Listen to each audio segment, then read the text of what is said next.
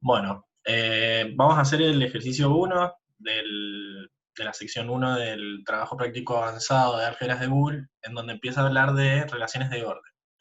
Básicamente, una relación de orden es cualquier relación que cumple la propiedad reflexiva, antisimétrica y transitiva. Si se acuerdan, eso lo vieron en el trabajo práctico de relaciones. Básicamente, una relación era reflexiva si todo elemento estaba relacionado consigo mismo, entonces eso lo cumple una relación de orden. A siempre es menor o igual que A. Después, tenía que ser antisimétrica. Eso quería decir que si A era menor o igual a B y B era menor o igual a A, eran porque A y B eran iguales, ¿sí? Entonces la única forma de eh, que pasara eso en una relación de orden era que fueran el mismo elemento. Y la tercera era que era transitiva. Si A es menor o igual que B y B es menor o igual que C, eso implicaba que A era menor o igual que C. Esas eran las tres propiedades que tenía que cumplir una relación de orden. En el caso de las álgebras de Boole, las relaciones de orden que se pueden encontrar en una álgebra de Boole están dadas por esta bicondicional, que está escrita en el mismo enunciado. Dice, si x es menor o igual a y, si, solo si, x e y me da x, ¿ok? Ese y es la segunda operación binaria de el álgebra de Boole. O sea que para cada caso nosotros vamos a tener que reemplazar ese y por la operación binaria que nos define. En este ejercicio nos dicen que el álgebra de Boole con el que vamos a trabajar es el conjunto de partes de x, que está escrito acá, donde x es un conjunto, perdón, de tres elementos, A, B y C, que está definido acá.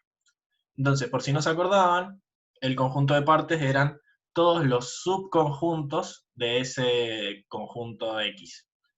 Como x es ABC, acá en esta parte les escribí los 8 elementos del conjunto de partes de x, que serían el conjunto vacío, el conjunto que solo contiene la A, el conjunto que solo contiene la B, el conjunto que solo contiene la C, el que tiene a la A y a la B, a la A y a la C, a la B y a la C, y el mismo conjunto X. O sea, son todos los subconjuntos que yo puedo armar agarrando algunos elementos de X, o todos, o ninguno, como en el caso del vacío. Siempre la cantidad de elementos del conjunto de partes va a ser 2 a la cantidad de elementos del conjunto original. Como este conjunto tiene 3 elementos, el conjunto de partes siempre va a tener 2 a la 3 elementos, que es 8. Ese es el cardinal del conjunto de partes, ¿sí? La cantidad de elementos que tiene. Bien, ese es el conjunto que nos han definido para esta álgebra de Boole. Y cuando nos definen ese conjunto, el álgebra de Boole tiene como primera operación binaria la unión y como segunda operación binaria a la intersección. La operación unaria que nos definen es el complemento de conjuntos, es decir, que serían el conjunto que tiene a todos los elementos que no tiene S. Por ejemplo, el complemento de A sería el BC, que es el conjunto que tiene todos los elementos que le faltan al original. O sea que esto vendría a ser el más y el por, o el o y el y de la definición normal de álgebras de Boole. Esto es el complemento, que vendría a ser con el apóstrofe o la rayita por arriba. Y después nos definen el 0 y el 1, ¿sí? Que son la identidad de las dos operaciones que nos definían. En este caso, el 0 de esta álgebra de Boole es el vacío, porque es el neutro de la unión. Si yo le uno el vacío a cualquier elemento, me sigue quedando el mismo conjunto. Y el neutro de la intersección es el 1, que en este caso es la x, porque cualquier elemento, como son todos subconjuntos de x, cuando yo haga la intersección con x, siempre el otro conjunto va a estar incluido en x, entonces siempre va a ser el resultado el otro conjunto. O sea que es el neutro de la intersección. Como dijimos, la relación de orden menor o igual estaba determinada por la intersección entre X y Y. Porque en este caso, el I del álgebra de Boole, o el por, que se define acá en el teorema, en este caso es la intersección. Así que acá se va a definir que cualquier conjunto va a ser menor o igual a otro si la intersección entre esos dos me da el menor. Es decir, A va a ser menor o igual a B si la intersección entre esos dos conjuntos me da A. Y si la intersección entre los dos conjuntos me da B, eso va a querer decir que el menor es B. Es decir, el que es menor en esta álgebra de Boole es el que está incluido en el otro. Porque cuando yo tengo dos conjuntos, la única forma de que la intersección entre ellos sea uno de los dos es que uno está incluido en el otro. ¿Bien? Así que lo que tenemos que hacer en este ejercicio es, primero, escribir la relación de orden por extensión. Es decir, que tenemos que decir uno por uno quién es menor que quién. Porque esto es una relación de orden parcial, ¿sí? Hay algunos elementos que son menores que otros y hay otros dos que yo no puedo determinar quién es menor. Eso es por extensión, es decir, lo tengo que uno por uno decir quién es menor que el otro. Y después tenemos que graficar el diagrama de Hasse, que es lo que se utiliza en realidad para escribir todas las relaciones de orden sin tener que escribirlas una por una. ¿Ok? Bien, como tenemos que usar la intersección, nosotros nos podemos ahorrar algunas combinaciones utilizando las propiedades que ustedes ya vieron. Me lograron convencer y a partir de ahora les digo dominancia a la acotación, pero es lo mismo, vendría a ser cuando el 0 o el 1 con la operación, con una de las operaciones binarias, se comportan como elemento absorbente, es decir, que ellos siempre son el resultado. Y es lo que pasa con el vacío, ¿sí? Como el vacío, intersección otro elemento, siempre me da vacío, ¿qué va a pasar? Que esto, si el vacío es este elemento, siempre me va a dar el resultado. Entonces, mirando el teorema, mirando esto de acá, me va a quedar que el vacío es menor a A, que es lo que escribo acá. No importa quién sea el A, el vacío siempre va a ser menor que él, porque la intersección con cualquier otro me da vacío siempre. O sea que en toda álgebra de Boole, el 0, en este caso el vacío, va a ser el elemento mínimo. Porque va a ser menor o igual a cualquiera de todos los otros por la ley de dominancia, que me dice que el 0 es absorbente para la intersección, o para el I, que es lo que se usa para determinar el menor o igual. ¿Se entendió por qué el vacío es el mínimo? Sí, sí. Bien. Ahora, según la identidad, así como el vacío era el absorbente de la intersección, el conjunto X, que es el conjunto más grande, es la identidad de la intersección, porque como todos los otros elementos están incluidos en él, siempre la intersección con él me va a dar, me va a dar el otro, acá hay un error. Siempre la intersección de cualquier elemento del conjunto de partes con el conjunto original me va a dar ese elemento porque está incluido en X. Entonces, para todo A del conjunto de partes se cumple que A es menor o igual que X, y como eso se cumple para todos, tenemos que X es el elemento máximo. O sea que el 0 siempre va a ser el elemento mínimo del álgebra de Boole, y el 1 siempre va a ser el elemento máximo. Todos los otros deberían estar entre medio, y es lo que vamos a determinar ahora, ¿sí? ¿Qué relación hay entre todos los otros? Y para eso vamos a tener que ir uno por uno. Entonces, hacemos todas las combinaciones, todos los pares que podemos armar entre estos 8 elementos originales, sacando el 0 y el 1, y vemos quién es comparable con quién. Entonces vemos que, por ejemplo, la A intersección B, estos dos elementos no tienen nada en común. La intersección es el vacío. Entonces no se cumple lo que dice acá arriba la bicondicionalidad. No me da uno de los dos como resultado. El resultado es un tercer elemento. Entonces en ese caso se dice que estos dos elementos son incomparables. Es decir, no hay uno menor o igual que el otro. No se puede determinar quién de los dos es menor o igual que el otro. El resultado es el vacío, Y este también se puede interpretar como que el vacío es el elemento que es inmediatamente menor a los dos, porque ya dijimos que el vacío era menor que todos. Así que A y B están como al mismo nivel. Lo mismo pasa con A y C, porque no tienen nada en común, entonces la intersección entre ellos es el vacío. En cambio, si hago la intersección entre A y AB, la intersección es A, es el conjunto que contiene a A.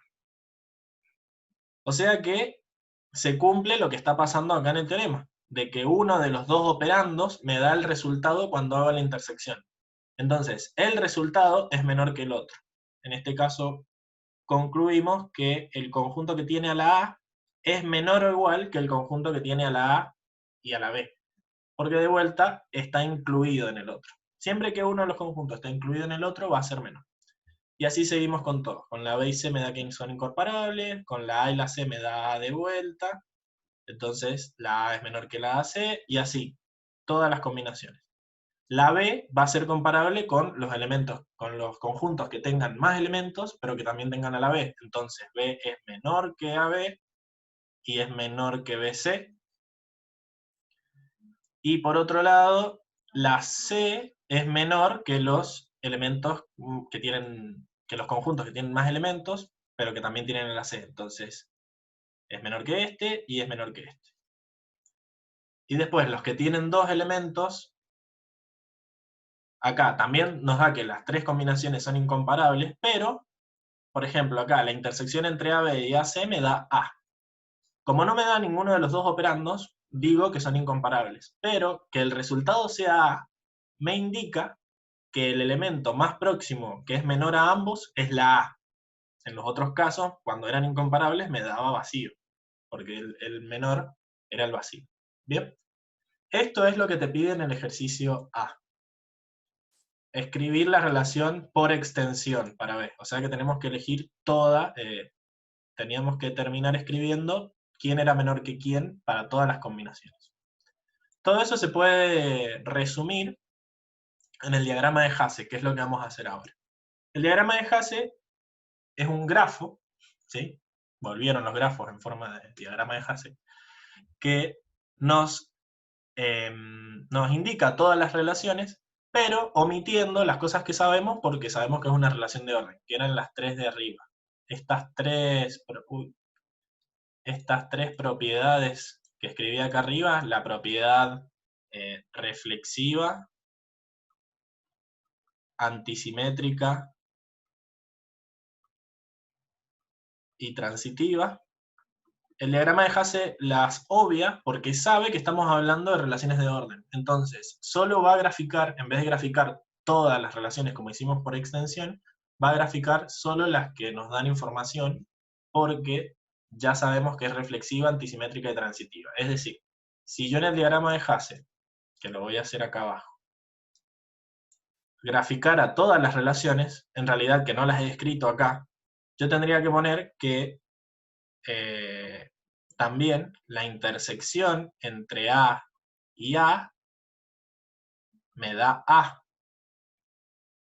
Entonces, A es menor o igual que A. ¿Sí? Eso va a pasar con todos los elementos cuando haga la operación consigo mismo, porque ya dijimos que era reflexiva. Entonces, el diagrama de Hasse omite todas esas relaciones de orden. Y bueno, yo también las omití cuando la hice por extensión. Entonces, tampoco va a escribir las transitivas. Es decir, no hace falta que yo diga, aunque sí lo hice, no lo alcancé a hacer. Por ejemplo, el X, yo dije que era más grande que todos. Entonces, el X es mayor o igual que, por ejemplo, el BC. Bien, que es el que está acá. Pero el BC también es mayor que B. Eso quiere decir que, como es transitiva, el B es menor o igual que la X también. O sea, estos dos de la esquina están también relacionados porque es transitiva. ¿Qué hace el diagrama de Hasse? Te grafica una raya para estos dos y una raya para estos dos, y omite la raya entre estos dos porque ya sabemos que es transitiva. ¿Ok? Entonces, armar el diagrama de Hasse van a ver que es muy fácil. Siempre ponemos el 0 abajo de todo porque es el elemento mínimo, y el 1 arriba de todo porque es el elemento máximo. ¿Bien? Por encima del 0, que en este caso es el vacío, vamos a poner a todos los elementos que son más grandes que él directamente. ¿Quiénes son? Son todos los elementos que no son más grandes que nadie en mis relaciones. Por ejemplo, la A, en las relaciones que escribí, siempre era menor que los otros. ¿Ok? Pero dijimos que el 0 era menor que todos, así que la A iría a este nivel. Y se marca una raya porque el 0, que es el vacío, es menor que la A. Entre la A y la B no había comparación. Eso quiere decir que no va a haber una raya entre A y B. Pero me decía que la intersección entre A y B me daba vacío. Eso quiere decir que la B está a la misma altura que la A, porque el menor entre ellos dos es el vacío. Y lo mismo pasa con la C, que va a estar a la misma altura. Después, tenemos que A es, acá dice que A es menor que AB. Entonces, AB tiene que estar un nivel por encima de la A. Vamos a escribir acá. AB. ¿Bien? Y también la A es menor o igual a la C. Entonces acá vamos a escribir al AC y nos dice que A también es menor que eso. Lo sacamos de acá. Después, B también es menor que AB. Entonces, de AB también sale una raya conectándolo con B. Y B también es menor o igual que BC. Entonces nos queda BC como elemento, acá escrito en el diagrama de Hasse. Y la otra que nos quedaba era que C es menor que AC y es menor que BC. Entonces, la C también va a tener una rayita con la AC y una rayita con la BC. Y por último, sabíamos que el X es mayor que todos, así que vamos a poner que es mayor que este y mayor que este. Y ahí terminaría, ¿sí? ¿Por qué? Porque todas las otras relaciones que sabemos que existen, por ejemplo, sabemos que X es mayor que C porque dijimos que X era mayor que todos, pero podemos evitar ponerle una raya directa a la C porque podemos llegar a C a través de una transitividad, es decir, podemos llegar a través de BC, a través de estas relaciones podemos llegar a C. Entonces el diagrama de Hasse omite esas rayas que harían que se viera feo el diagrama, porque sabe que es transitivo. Y también omite todas las relaciones de un elemento consigo mismo, o sea, omite los bucles que veníamos viendo en la unidad de grafos, ¿sí? Entonces sabemos que todo elemento es reflexivo. ¿Bien? Y este es el diagrama de Hasse de esta álgebra de Boole. Y es lo que nos pedía el ejercicio. No sé si quedó alguna duda con todo lo que dije, como que hablé mucho. ¿Quedó alguna duda de todo? ¿Quedó claro? ¿Qué nos pedía el ejercicio? Quedó claro. Para mí quedó claro. Bueno, excelente. Todas las álgebras de Boole se puede hacer este análisis. Generalmente nosotros en el examen le vamos a pedir directamente el diagrama. No que hagan todo esto, pero en sí, mentalmente, ustedes tienen que entender la relación de orden que se tiene que dar entre dos elementos para que en el diagrama uno esté por encima del otro. Y fíjense que también se puede ver que en el diagrama, por ejemplo, nosotros en la relación teníamos que B y AC eran incomparables, sin embargo en el dibujo no están al mismo nivel. Pero se puede decir que son incomparables porque no hay una forma de llegar a AC a través de B. Es decir, yo, siguiendo todos los caminos, no hay forma de que llegue a AC partiendo de B. Entonces no sé quién de los dos es menor. Bien, por eso me dio, cuando comparé B y AC me dio el vacío, que era el que los dos tienen en común más abajo. Y bueno, creo que estamos. Lo último nomás es que de acá del diagrama de Hasse también se ve mejor el concepto de átomo. Que lo que es un átomo son, no es el supermercado, sino que son todos los elementos que son inmediatamente superiores al cero, pero son inferiores a todos los demás. Entonces son como el primer piso del diagrama de Hasse. Toda esta línea son los átomos.